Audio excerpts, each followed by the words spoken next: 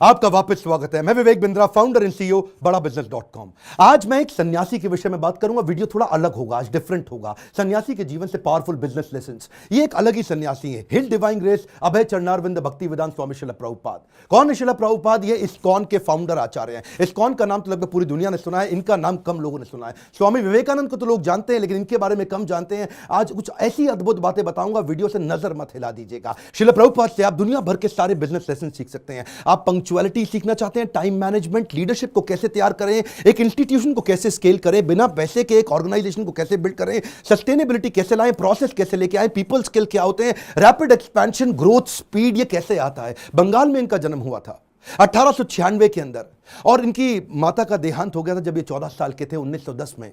ये Scottish church college गए थे। यूरोपियन लेड एजुकेशन थी, शुरू से ही बहुत तेज थे। अंग्रेजी में इन्होंने पढ़ाई करी, लेकिन इन्होंने डिप्लोमा या डिग्री जो भी थी ब्रिटिश को रिस्पॉन्ड करते वक्त इन्होंने इंडिपेंडेंस मूवमेंट पर उसको लेने से अस्वीकार कर दिया। गांधी के नॉन कोऑपरेशन मूवमेंट में ये बहुत बड़े कॉन्ट्रीब्यूटर रहे। ये कोई शुरू से सन्यासी नहीं थे। प्रयागराज इलाहाबाद में इनका खुद का फार्मेसी का बिजनेस था, पर 1922 में जब अपने गुरु से मिले, इनके गुरु इनको देख के पहचान गए कि श्रील प्रभुपाद की अंग्रेजी तो इतनी अच्छी है कि जब ये अंग्रेजी में बोलेंगे तो अंग्रेज भी डिक्शनरी खोल करके उस समय समझेंगे कि अंग्रेजी में बोल क्या रहे हैं।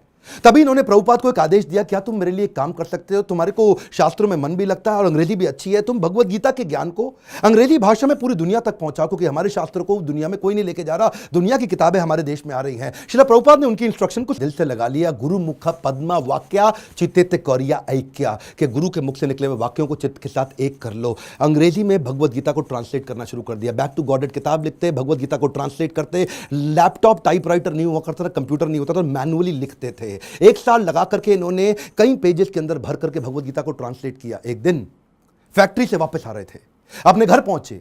जब घर पहुंचे तो ढूंढने लगे कागज कहां हैं सारे। इतनी मेहनत की, कागज इनको मिल नहीं रहे थे, बड़े परेशान थे उस समय। अपनी धर्मपत्नी से पूछा कि वो कहां है जो मैंने भगवत गीता ट्रांसलेट करी। तो अचानक इनकी पत्नी ने जो बोला, इनके होश उड़ गए। इनकी पत्नी ने कहा, वो सारे तो मैंने कबाड़ी को बेच दिए। बोलो क्यों बेचे? बोला उसके बदले में मैंने चाय खरीद ली, अंग्रेजों ने बताया चाय पीनी चाहिए। प्रभुपाद को बहुत बुरा लगा। अचानक प्रभुपाद ने उनसे पूछ लिया, टी और मी? इनकी पत्नी ने बोल दिया टी। उस दिन उन्होंने अपना घर छोड़ दिया, संन्यास लेने की तैयारी करी। वहां से जाकर के इन्होंने फिर से भगवत गीता लिखनी शुरू करी। बाद में ये वृंदावन चले गए, कई साल वृंदावन रहे, भगवत गीता लिखी, उसकी तैयारी करी। ये पहले से जानते थे कि दुनिया का नंबर 1 देश अमेरिका और अमेरिका का नंबर 1 शहर न्यूयॉर्क, तो मैं शुरुआत न्यूयॉर्क से ही करूंगा। थोड़ा इमेजिन करिए, 70 साल का किसी बूढ़े व्यक्ति का चित्र लेके आइए अपने मन में। 70 साल की उम्र में 32 दिन की जहाज की लंबी यात्रा, जिसमें रास्ते में इनको 2 बार हार्ट अटैक आ गया। कुछ केवल साथ में $7 लेके कुछ किताबें लेकर निकल पड़े। वहां कोई इनको जानता नहीं था। ये जानते थे कि मैं अकेला हूं और मैं सब कुछ नहीं कर सकता। मैं सब कुछ नहीं कर सकता इसका मतलब ये थोड़ी कि मैं कुछ भी नहीं कर सकता। मैं सब कुछ नहीं कर सकता इसका मतलब यह नहीं कि मैं कुछ भी नहीं कर सकता, क्योंकि मैं कुछ कर सकता हूं तो मैं कुछ कर लूंगा, और कुछ कुछ कर करके मैं सब कुछ भी कर दूंगा। और वो हिम्मत लेकर के निकल पड़े। वहां पहुंचे टॉम्स्किन स्क्वायर पार्क न्यूयॉर्क के अंदर। उन दिनों वियतनामीज और यूएस का वॉर चल रहा था, जिसके कारण वहां बहुत हिप्पीज आ गए थे। हिप्पीज वो हुआ करते थे जो सड़क पर लेट करके इलिसिट सेक्स करना, नशा करना, वहीं पर नंगे लेटे रहना, 2-2, 4-4, 6-6 महीने तक नहाना नहीं। हिप्पीज ने एक्चुअली डिफाई कर दिया अमेरिका को। अमेरिकन सरकार परेशान थी कि ये लोग अपना घर छोड़ चुके हैं, पूरी तरह स्वतंत्र हो चुके हैं और कुछ भी कर रहे हैं। इन्होंने सोचा क्यों ना इन्हीं के साथ शुरुआत किया जाए। सबसे डिफिकल्ट मैन पावर को उन्होंने कल्टीमेट करने का कोशिश किया, उनको डायरेक्शन दिया ताकि मैं कमिटमेंट ले सकूं। धीरे धीरे उनके लिए कीर्तन करना शुरू कर दिया। इनका रूल क्या था? करेक्शन नहीं, मेडिटेशन। एक बार मेडिटेशन करा के इनको करेक्शन दूंगा बाद में, पहले मेडिटेशन बाद में करेक्शन। और वहां जो हिप्पी हुआ करते थे वो उनकी सुनते नहीं थे, बेइज्जती करते थे, इनके ऊपर सिगरेट का धुआं फेंक देते थे, इनको टॉयलेट की लंबी लाइन में पीछे धक्का मार के खड़ा कर देते थे, इनका सामान चोरी कर लेते थे, इनकी बेइज्जती करते थे। पर प्रभुपाद उनके लिए फिर भी भोजन बनाते थे, उनको सुबह शाम भगवत गीता पे कथा सुनाया करते थे, उनके साथ बैठ के कीर्तन करते थे। उनको धीरे धीरे मजा आने लगा। प्रभुपाद ने एक दिन उनसे पूछा, तुम नशा क्यों करते हो? तो बोले, सर मेरे को ना, I want to stay high. मैं नशा क्यों करता हूं? मुझको अच्छा लगता है, I want to stay high. तो प्रभुपाद ने कहा, मैं तुमको ऐसा नशा दूंगा which will keep you high forever. उन्होंने बोला, ऐसा नशा है आपके पास? बोले, वो कौन सा नशा है? बोले, हरिनाम का नशा है। मैं तुमको हरि नाम लेना सिखाऊंगा, मैं तुम्हें भगवत गीता पढ़ना सिखाऊंगा। अगर तुम कृष्ण के आदेशों को समझ पाए तो वो सबसे ऊंचा नशा है। जिसको वो नशा लग गया आध्यात्मिक जीवन का, तो भौतिक जीवन के नशे उसके सामने बहुत छोटे पड़ जाएंगे। धीरे धीरे लोगों ने उनकी बात सुननी शुरू करी। ये लोग अपना घर बार पहले ही छोड़ चुके थे। प्रभुपाद को समझ में आ गया ऐसी मैन पावर जिसका कहीं दुनिया में अटैचमेंट नहीं, उनको कल्टीवेट कर गया तो ये मेरे मूवमेंट को पूरी दुनिया में फैला सकेंगे। ये अंग्रेज है और अंग्रेजों की बात पूरी दुनिया जानती है, इसीलिए हंट द राइनोसरस अगर शिकार करना है तो गेंडे का शिकार करो। प्रभुपाद ने सबसे कठिन मुद्दा उठाया और उसके बाद अमेरिका की सरकार भी प्रभुपाद को धन्यवाद करती थी कि तुमने ऐसे लोगों को नशा छुड़वा दिया। वो सारे हिप्पी हैप्पी बन गए। क्या कमॉन, दोबारा सुनिए, हिप्पीज को हैप्पी बना दिया इन्होंने। कैसे हैप्पी बनाया? उनको गुलाब जामुन बना बना के अपने हाथ से खिलाते थे, उनको कथा सुनाते थे और धीरे धीरे उनका हृदय में परिवर्तन आया। और वहीं से प्रभुपाद ने, ये लीडर्स ऑफ लीडिंग लीडर थे प्रभुपाद, मेरी बात सुनिए, एम्पावर करते थे, लीडर्स ऑफ लीडिंग लीडर। इतना विश्वास डाला उनमें, इतना ट्रस्ट डाला उनमें कि उनको बोला यहां से तुम मेरे सारे शिष्य बन चुके हो। 10,000 शिष्य उन्होंने बनाए धीरे धीरे करके यूएस के अंदर। 2 को उन्होंने भेजा यूरोप में, 2 को भेजा अफ्रीका, फिर 2 को ऑस्ट्रेलिया, फिर 2 को रशिया, फिर 2 को इंडिया। ऐसा करते करते उन्होंने सब जगह लोगों को अलग अलग भेजा और बोला अब इस भगवत गीता को तुम लेके जाओ। मैंने तुमको सिखाया, अब तुम दूसरों को सिखाओ। 1965 से 1977 तक लगभग 11-12 साल इन्होंने पूरी तरह अपने आप को झोंक दिया। पैसे की कमी थी इनके पास, सोचा पैसा नहीं है तो अगरबत्ती, पूजा में काम आने वाली अगरबत्ती का बिजनेस इन्होंने अपने शिष्य को करना समझाया। लगभग 3 सालों के अंदर $1 मिलियन का रेवेन्यू आना शुरू हो गया अगरबत्ती के बिजनेस से। किताबें इन्होंने तेजी से लिखनी शुरू कर दी। 5.5 करोड़ किताबें इन्होंने इस दौरान पूरी दुनिया के अंदर बांटी। किताबें बेच करके कुछ फंड रेज किया जिससे इन्होंने मंदिर बनाने का प्रयास किया। अपने शिष्यों को समझाया, उनको सिखाया।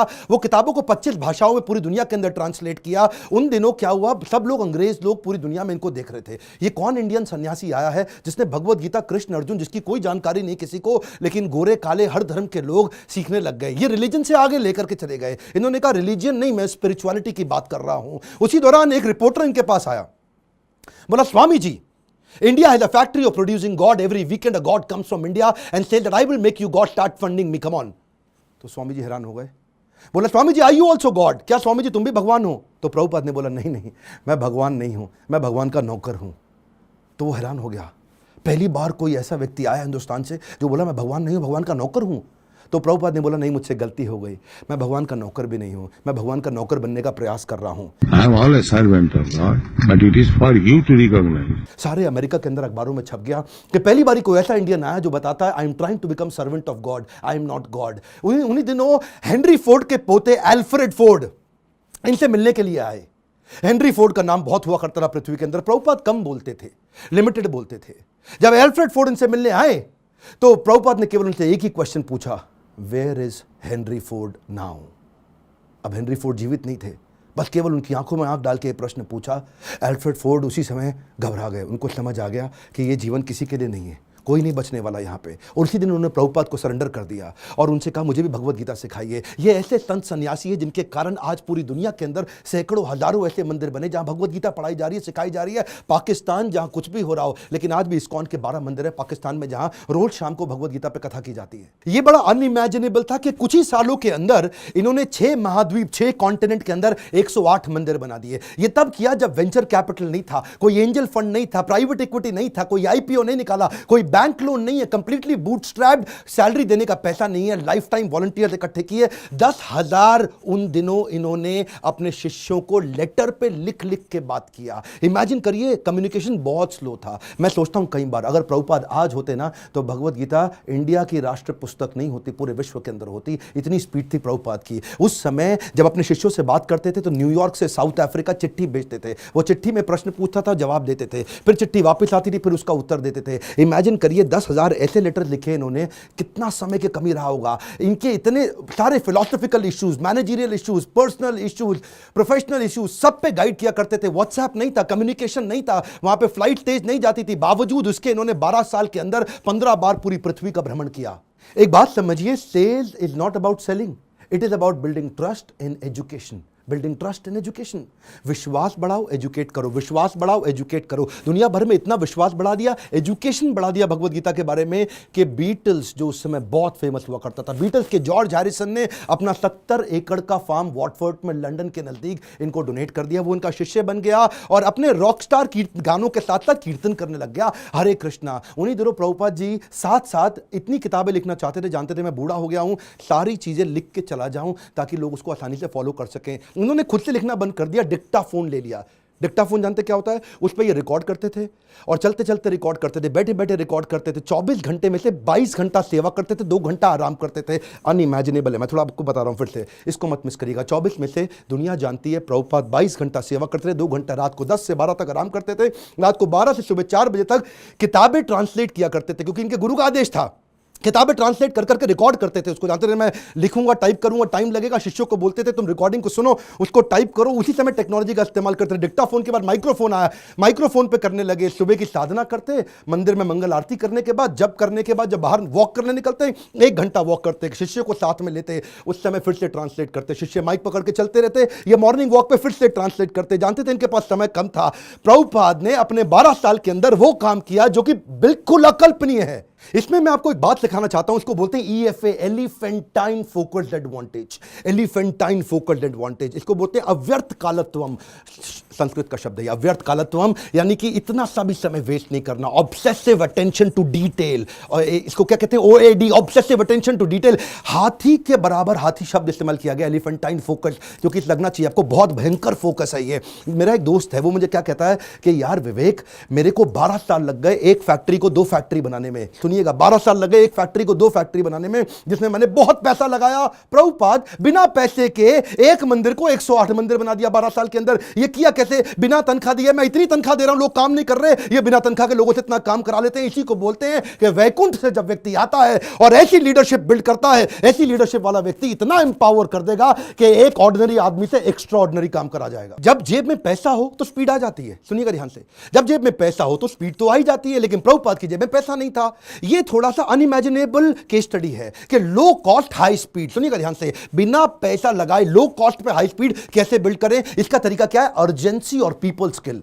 प्रभुपाद अद्भुत व्यक्ति थे। अर्जेंसी और पीपल स्किल। शिष्य तंग करते थे, शिष्य गलतियां करते थे, प्रभुपाद टॉलरेट करते थे पीपल स्किल के साथ में। शिष्य इनको बहुत दुखी करते थे, प्रभुपाद टॉलरेट करते थे पीपल स्किल के साथ में। स्पीड बनाए रखी पीपल स्किल के साथ में। लोग दुखी भी नहीं होते थे, स्ट्रेस भी नहीं होते थे, क्योंकि प्रभुपाद प्रेम इतना देते थे। उनका प्रेम एक समुद्र की तरह था। श्री गुरु करुणा सिंधु, ऐसा करुणा का सिंधु सागर थे ये। इन्होंने एक बार जब ये अपने शिष्यों को लेकर के रथ यात्रा ज्वाइन करने गए जगन्नाथपुरी के अंदर, तो वहां पे मंदिर के अंदर अंग्रेजों को जाना मना है। हिंदू मंदिर है, वो कहते हैं अंग्रेज को, लोगों को हम नहीं क्रिश्चियंस को अंदर जाने देंगे। प्रभुपाद ने बोला अगर तुम मुझे जगन्नाथ जी के दर्शन करने नहीं जाने दोगे, मैं जगन्नाथ जी को पूरी दुनिया में ले जाऊंगा। उसके बाद उन्होंने रथ यात्रा करनी शुरू करी और वहां से पूरी दुनिया में रथ यात्रा का प्रचलन चालू हो गया। प्रभुपाद वो पहले व्यक्ति थे जिन्होंने आज पूरी पृथ्वी पर रथ यात्रा और जगन्नाथ जी के दर्शन कराने शुरू किए। यहां पे ये रुके नहीं, इसके बाद उन्होंने सोशल और चैरिटेबल काम भी किए। World largest vegetarian food relief program शुरू किया जिसका नाम है food for life. Sunday feast, ये दुनिया भर के अंदर हजारों मंदिरों के अंदर रोज शाम को हजारों लोगों को फ्री में खाना बढ़ता है। इंडिया में मिड डे मील की स्कीम को एक्वायर कर लिया उन्होंने, सरकार की स्कीम को इस्कॉन ने। क्या किया आज आपको जान के हैरानी होगी, बुद्धि चकरा जाएगी। 14 लाख गरीब बच्चों को रोज मिड डे मील का भोजन आज इस्कॉन अपने मंदिर से बना करके भेजता है। Can you imagine? 14 लाख बच्चों को कभी अपने आप को पॉपुलराइज नहीं किया, कभी अपनी इन्होंने गाथा नहीं गाई, कभी अपने आप को भगवान नहीं बताया, कभी अपने आप को अपनी तारीफ नहीं करी, अपनी सेवाओं को आगे रखा और बिना प्रमोशन के किसी को कभी प्रमोट नहीं किया। जानते हैं अमेरिका के अंदर भी आपको तो मालूम है स्टीव जॉब्स का स्टैनफोर्ड यूनिवर्सिटी का वो लेक्चर, जहां पे उसने खुद ही माना था कि मैं रोज, मेरे पास पैसा नहीं हुआ करता था, एक खाना खाने के लिए एक बार का 7 मील पैदल चल के हरे कृष्णा मूवमेंट पे फ्री का खाना खा के आया करता था। I would walk the 7 miles across town every Sunday night to get one good meal a week at the Hare Krishna temple. वैसे एक बात बताऊं, सुषमा स्वराज बोल बोल के थक गई थी कि भगवत गीता को राष्ट्रीय पुस्तक घोषित कर दो, श्रीमद् भगवत गीता को राष्ट्रीय पुस्तक घोषित किया जाए। आज ये प्रभुपाद के चलते न्यू जर्सी की सेटन हॉल यूनिवर्सिटी के अंदर भगवत गीता को कंपलसरी कर दिया। हरे कृष्णा मूवमेंट से भगवत गीता को लेके कैम्ब्रिज इंटरनेशनल यूनिवर्सिटी यूके के अंदर 2020 से वहां पे भी किताबें कंपलसरी कर दी कि भगवत गीता सिखानी चाहिए। क्यों? क्योंकि ये आपको वैल्यूज देंगी, मोरालिटी देंगी, कैरेक्टर देंगी, एथिक्स देंगी, प्रिंसिपल देंगे, ताकि आप एक इंसान को मजबूत बना सको। बहरहाल उनके पास समय कम था। 1977 में जब वो शरीर छोड़ने वाले थे, उनका वजन आधा हो चुका था, इतने पतले, इतने कमजोर हो चुके थे कि उनके शरीर पे स्किन बची नहीं, हड्डियां और नसें बची थी। जब डॉक्टर भी मिलना आता था ना, उसकी भी बुद्धि चकरा जाती थी कि मैं कैसे दबाऊं, कहीं ऐसे नसों से हड्डी में लुक चुप के दर्द ना होने लग जाए इनको। शिष्य लोग आसपास देखते थे डॉक्टर का मुंह कितना इंच खुला हुआ है, ऐसा ऐसा। डॉक्टर हैरान होता था, इंच नापते थे ऐसा कि ये कैसा व्यक्ति कर रहे हैं ये। इस समय कॉन्शियसनेस को बिल्ड करना पॉसिबल ही नहीं है। प्रभुपाद के सारे ऑर्गन्स काम करना बंद कर चुके थे, उनकी उम्र बहुत ज्यादा हो चुकी थी, लेकिन उस समय डेथ बेड पे, क्षमा चाहता हूं गलत शब्द यूज कर रहा हूं, ऐसे लोगों की कभी डेथ नहीं होती, लेकिन उस समय उस बिस्तरे पे भी लेट करके प्रभुपाद शरीर छोड़ने से पहले भी ट्रांसलेट कर रहे हैं भागवतम को कि मेरे जाने से पहले मैं अपने गुरु के आदेश को पूरा करके जाऊं। अद्भुत। डॉक्टर बोला संभव ही नहीं है, ये बिल्कुल पॉसिबल नहीं है। So, if we have the chance of association with devotees, जानते हैं ये प्रभुपाद ऐसे व्यक्ति थे, जाने से पहले इन्होंने पूरा मैनेजमेंट मैनकॉम, कॉर्पोरेट्स के अंदर ना मैनकॉम होता है, मैनकॉम का मतलब क्या, मैनेजमेंट कमिटी। तो प्रभुपाद चाहते थे मैं इसको फैमिली रन बिजनेस की तरह ना चलाऊं, इसको इतना प्रोफेशनल कर दूं, जैसे बड़े कॉर्पोरेट्स होते हैं वो फैमिली की तरह नहीं चलते, प्रोफेशनल तरीके से चलते हैं। उन्होंने एक मैनेजमेंट कमिटी बनाई, 12 लोगों की लीडरशिप तैयार करी, बोला जो भी डिसीजन होगा, जो भी पॉलिसी होगी, ये 12 लोग मिलकर के करेंगे, ताकि कभी भी करप्शन ना लेकर के आए। जब भी अकेले का खुद का बिजनेस होता है तभी करप्शन आता है। कई ऐसे गुरुजी हैं जिनके बेटे भी अपने आप गुरु बन जाते हैं, उनके बेटे भी अपने आप गुरु बन जाते हैं। यहां पे केवल काबिल व्यक्ति को गुरु बनाया जाता है, यहां पे गुरु को नहीं प्रमोट किया जाता, यहां भगवत गीता को प्रमोट किया जाता है। एकर्स ऑफ एकर्स प्रॉपर्टी बना ली प्रभुपाद ने, लेकिन अपने बच्चों के नाम पे एक प्रॉपर्टी नहीं करके गए, सब कुछ सोसाइटी के नाम पे कर दिया। प्रभुपाद कहते थे कि बिलीफ स्पिरिचुअल होगा और बिहेवियर प्रोफेशनल होगा। सिस्टम सुनिए, कम ऑन, बिलीफ स्पिरिचुअल होगा और बिहेवियर प्रोफेशनल होगा। वो क्या कहते थे, प्रिंसिपल ग्लोबल है, ग्लोबल प्रिंसिपल पूरी दुनिया में एक जैसे होंगे, लेकिन रिसोर्सेज लोकल होंगे। अगर आपको पैसा चाहिए तो लोकल जगह से रेज करो, लोकल जगह पे खर्च करो। पैसा ना इस देश से उस देश जाएगा, ना उस देश से इस देश आएगा। प्रिंसिपल ग्लोबल होंगे और खर्चा रिसोर्सेज लोकल होंगे। यही मैं आपको बताना चाहता हूं। अगर इस प्रकार की लीडरशिप आप बिल्ड कर सके तो आपको जिंदगी के अंदर इसके लिए लीडरशिप क्वालिटी चाहिए, और वही मैं सिखाता हूं अपने प्रोग्राम्स के अंदर। इसको बोलते हैं लीडर, जिससे आप सारे स्पिरिचुअल भी और बिजनेस भी सारे लेसन एक साल ले सकते हो। रियल लीडरशिप वीडियो को डाउनलोड व्हाट्सएप पे करके पूरे देश में पहुंचाइए। स्वामी विवेकानंद को जानते हैं, श्रील प्रभुपाद को भी पहुंचाएंगे पूरी दुनिया के अंदर। भारत रत्न मिलना चाहिए ऐसे व्यक्ति को, ये मेरी आपसे प्रार्थना है। बहुत सीरियस हूं मैं आज, मैं अपने दिल से बोल रहा हूं। आज इनका जन्मदिन है। आज सारे व्हाट्सएप ग्रुप में, सारे फेसबुक ग्रुप में, अपने यूट्यूब चैनल पे इस वीडियो को निकाल के अपलोड करिए, पूरी दुनिया में पहुंचाइए। प्रभुपाद जी के बारे में पता चलना चाहिए। और अगर आपको वीडियो कहीं से मिला है, चैनल सब्सक्राइब करके बेल आइकॉन हिट करिए, ताकि ऐसे वीडियो आपसे मिस ना हो सके। मेरे साथ जुड़े रहने के लिए, हर बार वापस आने के लिए आप सबका दिल से धन्यवाद।